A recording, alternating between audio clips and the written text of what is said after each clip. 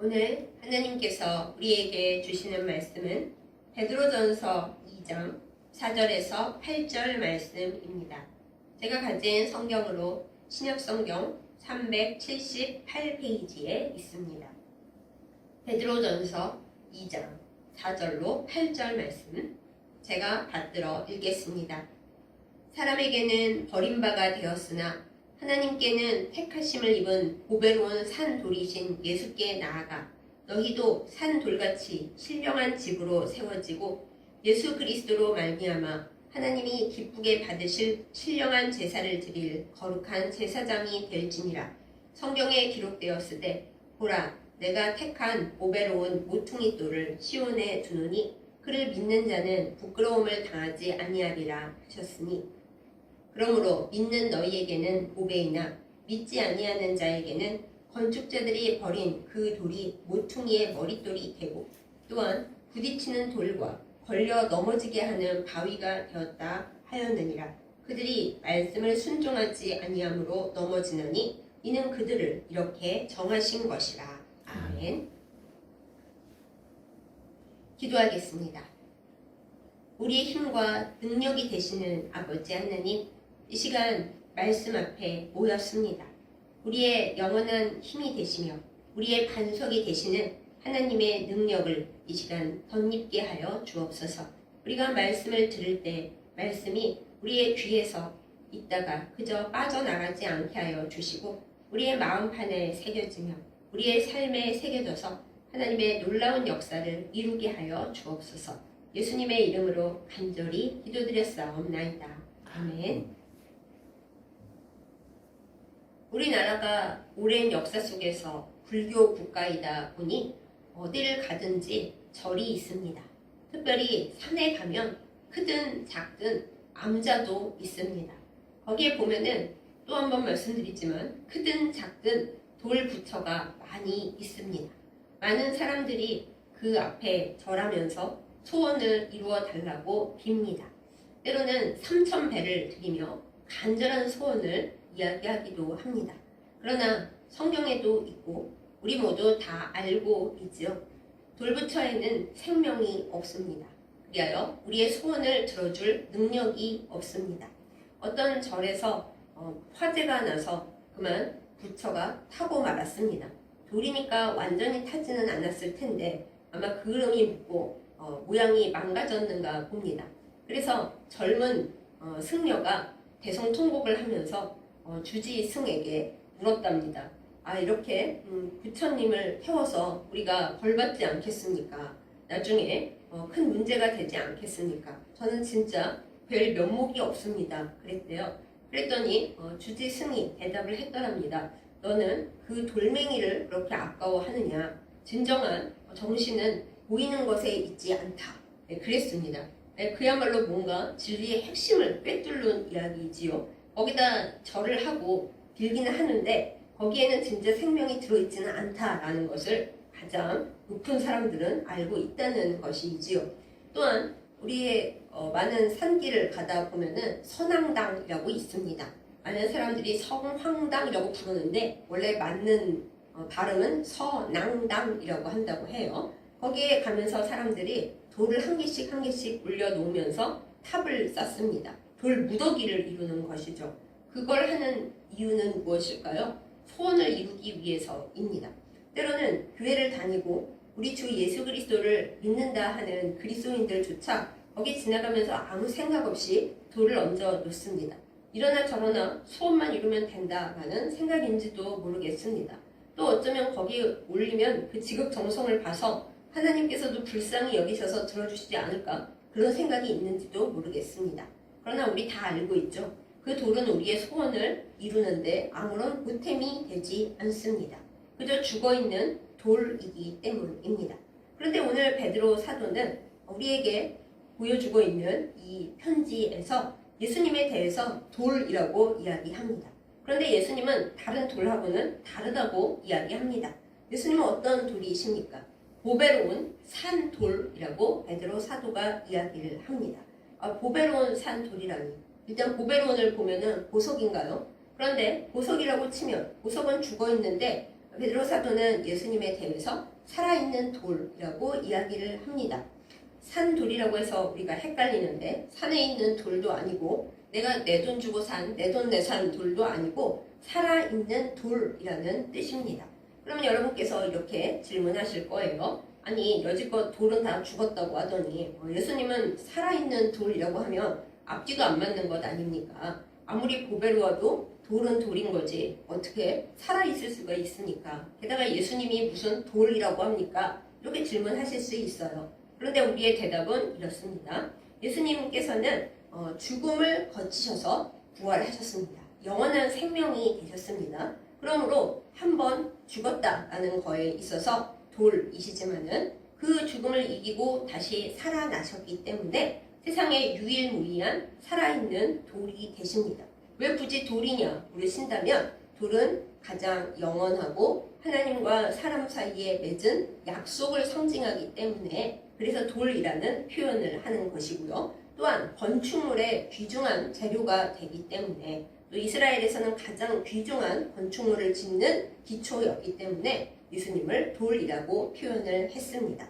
그러면 예수님께서 살아계시다라는 그 의미는 무엇입니까? 보배로운 산돌이라고 했을 때 그 뜻은 무엇인가요? 예수님과 우리 사이에 인격적인 교류가 가능하다는데 예수님이 살아있는 돌이라는 첫 번째 의미가 있습니다. 예수님은 돌부처처럼 교류가 안 되는 그런 분이 아니십니다. 우리가 돌부처에게 소원을 빌 수 있고 삼천배를 할 수는 있지만 그 돌부처가 나에게 대답을 줄 수는 없습니다. 소원을 들었으리라고 믿고 또 그 본질이라고 그들이 일컫는 저 석가모니가 들어줄 거다라고 생각할 수 있지만 그러나 불교의 가장 깊은 원리를 이해하다 보면 석가모니는 이 세상의 중생들에게 한 번도 너희의 소원을 말하면 이루어주겠다라고 말한 적이 없어요. 그러니까 잘못 알고 잘못 구하고 있는 겁니다. 그러나 예수님께서는 살아 계시기 때문에 우리와 인격적 교류가 가능하십니다. 성령을 통하여 우리에게 말씀하여 주시고 때로 우리의 소원이 잘못되었다 싶으면 그것을 바꾸시며 깨닫게 하시기도 합니다. 그런 의미에서 예수님은 살아 계십니다. 그리고 또 다른 의미로는 예수님은 건축하는 건물, 교회의 기초석이 되시기 때문에 예수님께 붙어있는 사람들을 역시 산돌이 되게 하십니다. 오늘 베드로 사도는 말씀 가운데서 산돌이신 예수님께 나아가서 너희도 산돌같이 신령한 집으로 지어지라 라고 말하고 있습니다. 예수님께 온전히 붙어 있고 주님께 가까이 가 있으면 우리가 예수님처럼 보배로운 산돌까지는 될 수 없어도 보배로운 산돌같이 될 수는 있다라고 얘기해 주는 것입니다. 그렇다면 베드로 사도는 대체 뭘 근거로 이렇게 자신만만하게 예수님은 보배로운 산돌이시고 우리가 예수님께 가까이 붙어 있으면은 우리가 보배로운 산돌같이는 될 수 있다. 거룩한 집을 지을 수는 있다. 이렇게 얘기하고 있는 것일까요? 베드로 사도 자신이 그렇게 바뀐 삶의 산 증인이기 때문에 그러합니다. 모두 다 아시죠? 베드로라는 이름 뜻이 무엇입니까? 반석이라는 뜻입니다. 예수님께서 직접 지어주신 별명이자 이름입니다. 그런데 또 아시죠? 베드로 사도는 처음부터 반석이 절대 아니었던 사람입니다. 우리가 속으로 예수님께서 이 사람이 반석이 아니니까 일부러 이렇게 이름을 지어주셨나 보다 생각할 정도로 반석과는 거리가 먼 사람이었습니다. 베드로는 끝없이 실수했습니다. 그리고 예수님 계실 때 제자들을 짝지어 보내시면서 전도하게 하시고 귀신도 쫓아내게 하시고 병도 고치게 하셨어요. 그때 제자들이 자기들 능력으로 한 줄 아십니까? 아니에요. 예수님께서 성령의 능력을 그들에게 함께 있게 기도해 주시고 붙여주셨습니다. 제자들이 오순절 마가의 다락방에서 최초로 성령을 받은 것은 아닙니다. 예수님과 함께 있을 때 이미 그들은 성령을 받았었고 예수님의 능력 안에서 함께 놀라운 일들을 행했었습니다. 그런데 어떻게 됐나요? 예수님께서 고난 당하시고 잡혀 돌아가시게 되자 모든 제자들이 예수님을 떠났고 그 중에서도 베드로는 예수님 들으시는 데서 예수님을 부인하는 엄청난 문제를 일으켰습니다. 그 전에는 예수님 따라 죽겠다고 했었는데 하루 만에 내용이 완전히 반대로 가버린 것이죠. 심지어 말씀을 보면 예수님께서 본인을 손절하는 베드로의 음성을 들으셨고 베드로를 바라보셨다까지 되어 있습니다. 이거 정말 반석은 무슨 반석입니까? 도저히 되돌이킬 수 없는 정말 폐인되는 것 한순간 된 그 사건이 일어난 거죠. 그러나 베드로는 거기서 끝나지 않았습니다. 보배로운 산 돌이신 예수님께서 고기 잡으러 가 있는 이제 정말 망했다 생각하는 베드로를 직접 찾아오셨습니다.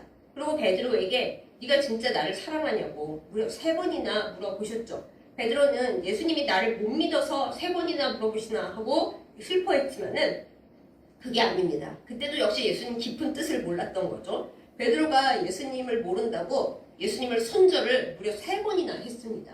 그 3번이라는 숫자, 베드로의 마음에서 영원히 지워지지 않을 수 있는 나 3번이나 예수님을 부인하고 예수님을 손절쳤어 할 그 마음 가운데 예수님께서 3번 똑같이 물으심으로 그 숫자를 다른 의미로 바꿔주신 겁니다. 베드로가 처음에는 몰랐지만요. 예수님이 뭐라고 하십니까? 베드로한테 너 나 사랑하냐? 계속 물으십니다. 베드로가 사랑합니다 했더니 그때마다 예수님이 뭐라 그러셨어요? 그래? 나 사랑해? 그러면은 나한테만 사랑한다고 말하지 말고 가서 내 양을 먹여라. 이렇게 얘기를 하셨어요. 베드로가 그 이후에 예수님께서 승천하신 후에 다시 보내주신 성령을 받고 그때 진짜 완전히 변합니다. 산 돌이신 예수님께 완전히 붙었고 예수님께서 명령하신 바 예수님의 양들을 먹이는데 온 힘을 다한 결과 본인이 보배로운 산 돌까지는 될 수 없어도 산 돌같이 예수님께 붙어서 살아서 바뀌고 변화하고 성장하고 성숙한다라는 것이 무엇인지 스스로 깨닫게 되었어요. 그렇게 특별한 체험이 있기 때문에 그래서 베드로는 모든 성도들에게 보배로운 산 돌이신 예수님께 나아가서 너희도 산 돌이신 예수님께 딱 붙어서 산 돌같이 거룩한 집으로 지어져라. 이렇게 당당하게 말할 수가 있었던 겁니다. 이거야말로 베드로 사도의 간증이고 신앙 체험이었던 것이죠. 이렇게 산 돌같이 예수님께 붙어서 신령한 집으로 지어져 가게 되면 그 다음에 어떤 일이 일어납니까? 하나님 앞에 예배를 올려드릴 수 있는 거룩한 제사장이 된다라고 했습니다. 우리는 그저 하나님 앞에 예배를 보러 다닌다 생각합니다. 예배 시간이 되면 그냥 앉아있는다. 그리고 은혜 받고 그냥 나간다라고 생각을 합니다.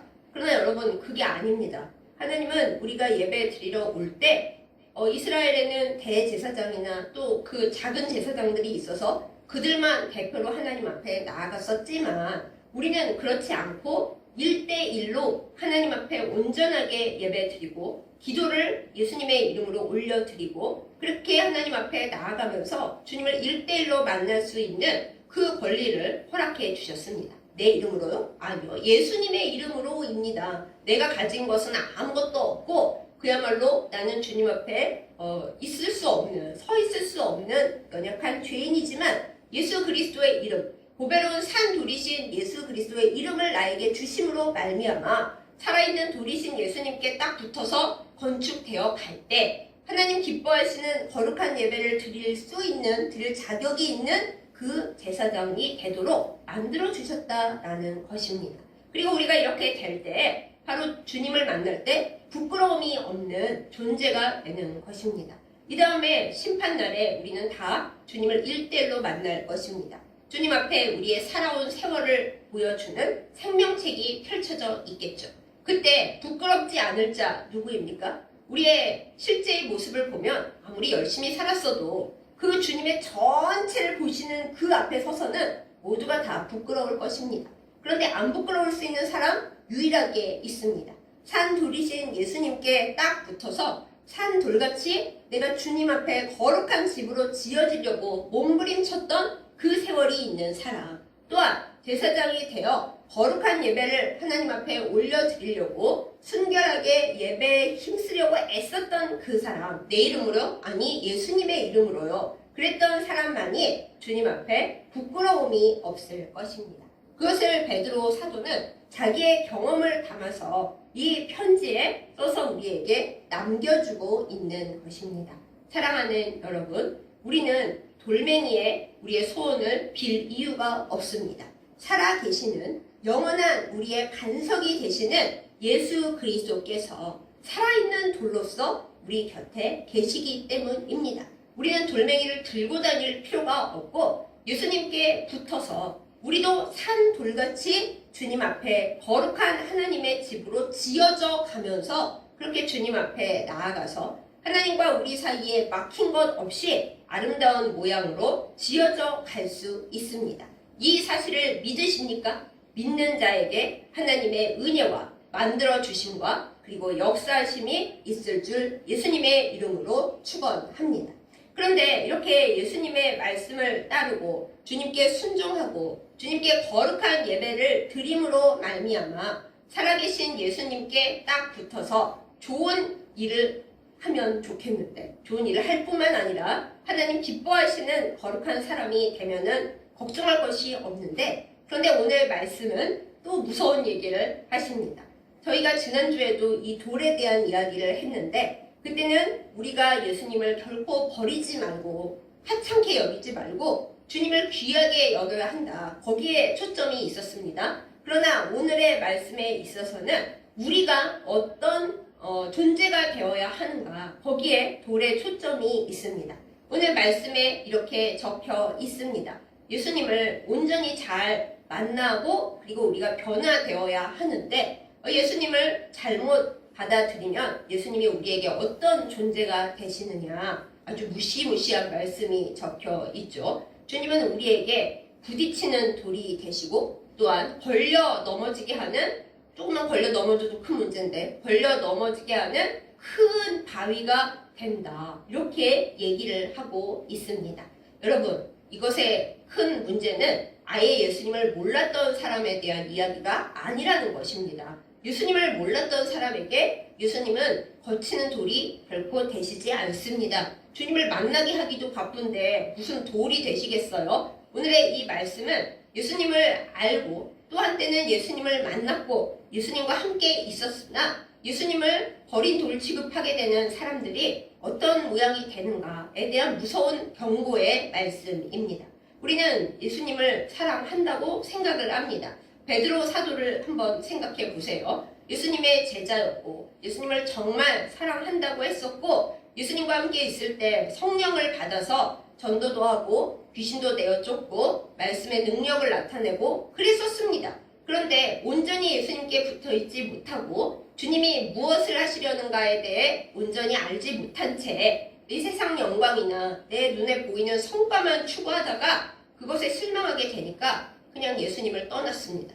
그리고 어떻게 되었어요? 예수님께서 다시 찾아오시지 않았더라면 솔직히 가룟 유다하고 크게 다르지 않았을 그런 사람으로 남았을 것입니다. 그렇기 때문에 이 말씀은 예수님을 모르는 사람들에게 주어지는 말씀이 아니라 예수님을 한때는 알았고 예수님을 한때는 사랑하는 것 같았으나 결국엔 예수님을 모르게 된, 예수님을 떠나게 된 사람들이 어떻게 되는가에 대한 말씀입니다.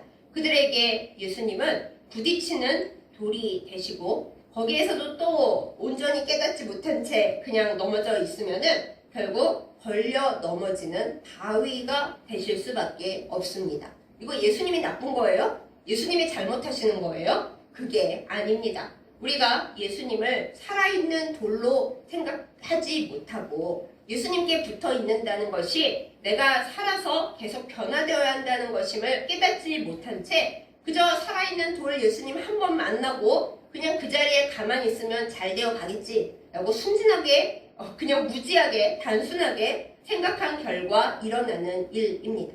여러분 집을 지어간다라는 것은 간단한 과정이 아닙니다. 세상에 짧은 삶을 사는 우리에게는 일평생이 걸려도 다 못 이룰 과정입니다. 그래서 이 세상에서는 성화되어 가는 과정 중에 있고 우리가 온전히 영화롭게 되는 것은 주님을 만날 때 그때 영화롭게 된다라고 하죠. 성화와 영화라고 합니다. 그런데 우리의 삶이 짧아서 온전히 다 성화되지 못하는 이 바쁜 와중에 주님께서 우리에게 여러 가지 훈련을 시키실 수밖에 없습니다. 왜요? 주님의 거룩한 집으로 우리가 바뀌어가는 최대한의 그 기쁨과 그 놀라운 일들이 있어야 하기 때문입니다. 그런데 대부분의 우리는 이렇게 생각합니다. 살아계시는 돌 예수님을 한번 만났으니까 그 돌 위에 우리가 그냥 가만히 있으면은 세상적으로도 성공하고 나의 기도 제목들도 다 이루어지고 그리고 나는 영원히 건강하고 영원히 아름다울 수도 있겠지. 그거야말로 돌부처에게 소원 비는 사람이나 또 선앙당에 돌 올려놓는 사람이랑 별 다를 것이 없는 얘기가 돼버리죠. 그냥 누구를 향하고 있느냐 그 차이밖에는 안 되는 겁니다. 그러나 주님은 우리를 그 자리에 놔주시지 않습니다. 너가 진정 보배로운 산돌인 나를 만났다면 그리고 내 안에서 거듭나고 회개하고 달라져 가겠다라고 결심했다면 너는 만들어져 가는 과정을 거쳐야만 한다. 이것이 주께서 주의 사랑하는 백성들에게 하시는 말씀입니다. 그래서 베드로 사도도 처음에는 한껏 능력을 나타내는 것 같았고 주님 사랑하는 것 같았고 주님의 놀라운 기적의 현장에도 많이 같이 있었습니다마는 무서운 시험이 닥쳐올 때 한번 넘어져 버렸던 겁니다. 그런데 주님은 넘어지는 건 문제가 아니라고 하십니다. 사람이 넘어질 수도 있죠. 그리고 실망할 수도 있고 시험 들 수도 있습니다.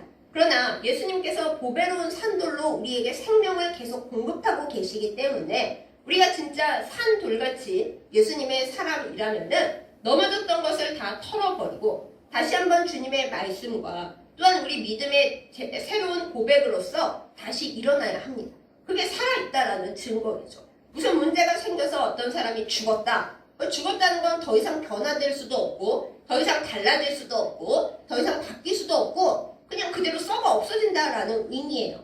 하지만 사람이 살아있고 생명이 있다라는 것은 문제가 생겼으면은 이렇게 하면 안 되겠구나. 고치는 것이 살아있다는 뜻이고 너무 다쳤고 너무 병이 들었고 너무 아프다. 그러면 약을 먹든지 수술을 하든지 요양을 하든지 해서 다시 새롭게 회복될 수 있다라는 것이 살아있다라는 의미입니다. 살아계시는 보배로운 돌이신 예수님께서는 영원한 언약을 우리에게 주셨습니다. 너는 나의 사람이고 내가 너를 끊임없이 십자가의 보혈과 성령의 기름으로 고칠 것이니까 너는 나에게 영원히 붙어 있어라. 그래야 열매를 맺는다. 이렇게 약속을 하셨잖아요. 돌도 마찬가지입니다. 너희가 너 스스로 보배로운 산돌은 아니지만 나에게 붙어 있고 때로 건축되는 중에 아프기도 하고 찢기기도 하고 위에 올려져서 무겁기도 하고 그럴 텐데 그럼에도 불구하고 그때마다 예수님 주시는 능력과 성령과 말씀으로 또 우리가 해야 할 일로는 기도와 주님 앞에 나아감으로 인해서 그때마다 새롭게 성장하고 다시 한번 성숙해야 된다. 이것을 우리에게 말씀을 하십니다.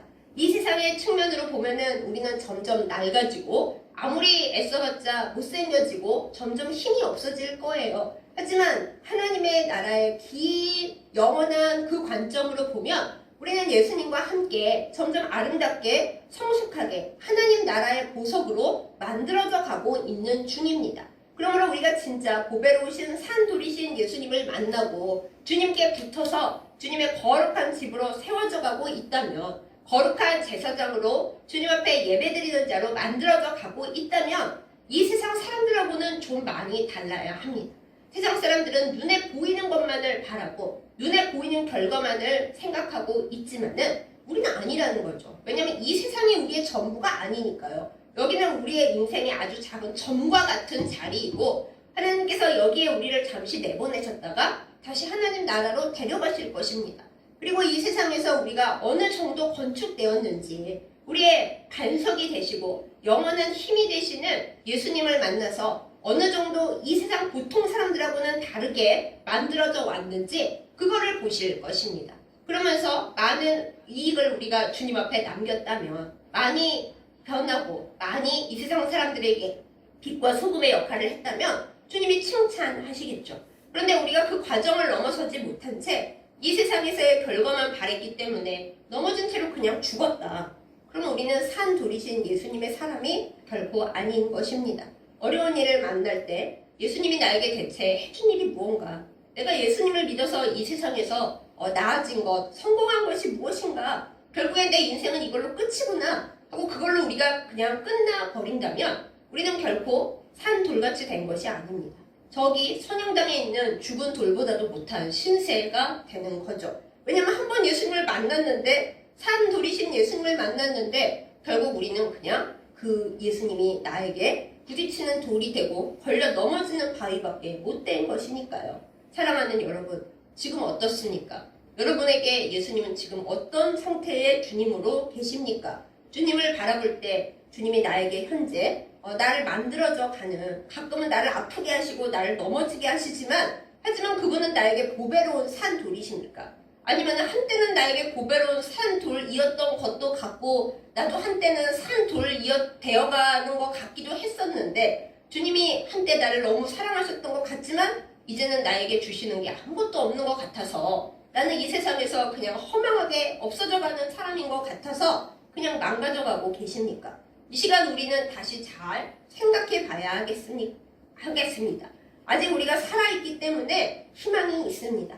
주님이 이 세상에 우리를 살려놓으신 동안 항상 말씀하십니다. 얘야, 너희들은 살아있는 나를 만났잖니? 부활의 나를 만났잖니? 어째서 이 세상에서의 일이 다 끝이라고 생각을 하느냐? 너희에겐 부활 이후에 기나긴 영원한 생명이 있는데 왜 이 세상에서의 이 짧은 세월에 목숨을 걸고 마치 아무것도 다 얻지 못했냐? 그렇게 쓰러져 있느냐? 우리에게 묻고 계십니다.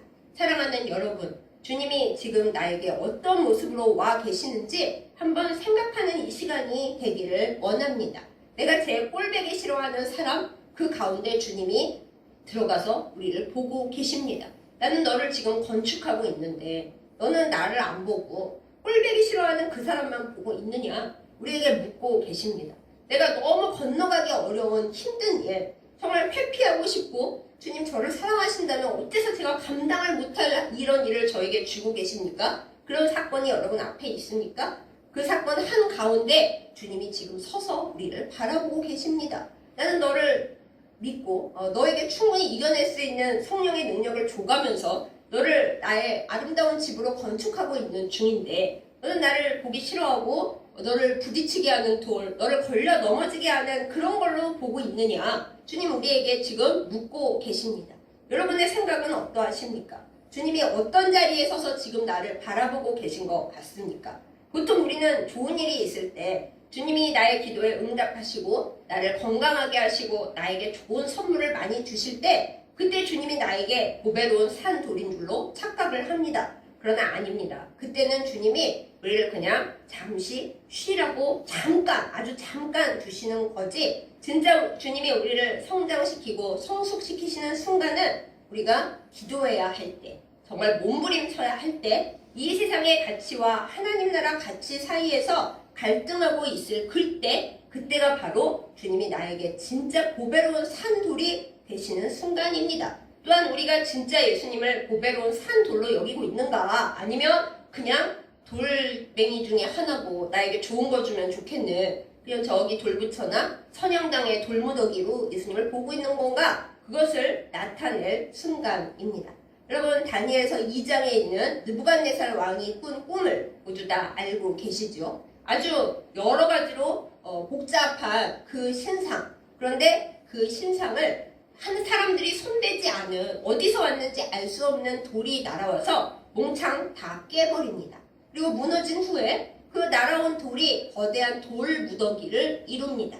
다니엘이 느부갓네살 왕에게 이 꿈에 대해 해석할 때 뭐라고 그랬어요? 그 신상은 세상의 여러 나라들입니다. 권력이 센 것 같아도 점점 갈수록 권력이 없어져 가고 결국에는 하나님의 능력으로 세워진 그 돌에 의해서 다 없어질 권세입니다. 그리고 하나님은 하나님의 나라를 세우실 것입니다.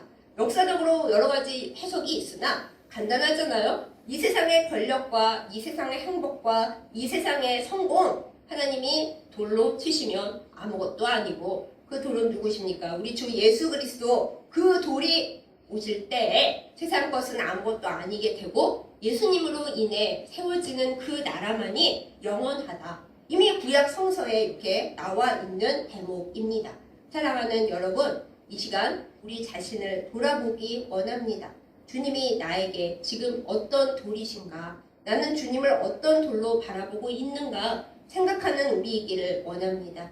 회개하는 우리이기를 원합니다. 그것보다도 나 자신이 지금 보배로운 산돌이신 예수님 옆에서 살아있는 돌멩이인가? 아니면 그냥 죽어버린 돌인가? 그거를 우리는 더 깊이 생각하고 주님 앞에 여쭈어야 할 것입니다. 나는 주님의 말씀으로 인해 지금도 주님 안에서 점점 자라가고 있는가? 때로는 넘어지고 때로는 깨어져도 그래도 다시 주님 붙잡고 기도하면서 주님 이 힘든 순간에도 저는 주님이 저를 하나님 나라의 보배로운 산돌로 건축하고 계시는 줄을 믿습니다. 이걸 고백하고 있는 나인지 우리가 주님 앞에 나아가기를 원합니다. 때로는 우리가 너무 힘이 들 때가 있습니다. 정말 못 견디게 힘들 때면 또 하나님께서 알아서 우리에게 휴식을 주십니다. 우리가 그것을 못 믿고 있는 것 뿐이죠.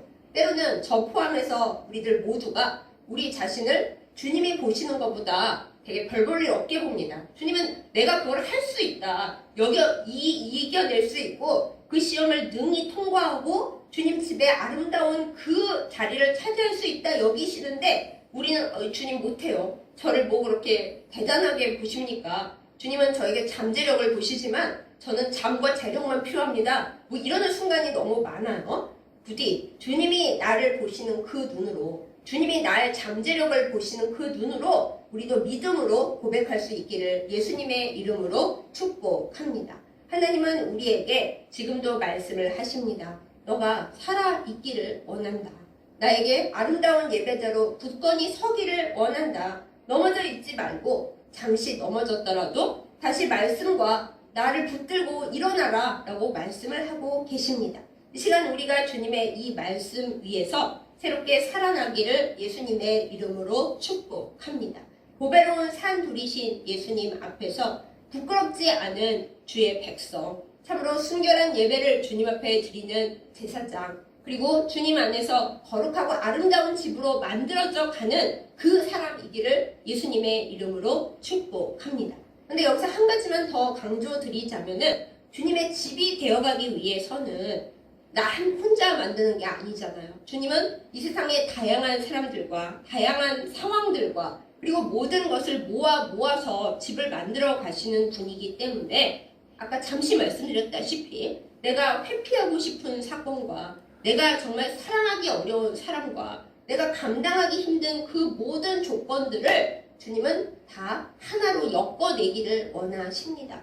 주님 저는 못해요. 누가 내 이름으로 하라 그랬어요? 예수 그리스도의 이름으로 우리는 할 수 있는 것입니다. 내 이름으로 살면 모든 것이 수치스럽고 모든 것이 답답하고 모든 것이 좌절스럽습니다. 그래서 주님이 말씀하셨습니다. 누가 너 이름으로 살라 그랬니? 예수의 이름으로 너는 살고 네가 내 이름으로 살면서 당하는 모든 모욕 너의 것이 아니고 나의 것이다. 그리고 그만큼 내가 너에게 채울 것이다. 너의 이름으로 살지 말고 나의 이름으로 살아라. 주님 우리에게 말씀하십니다.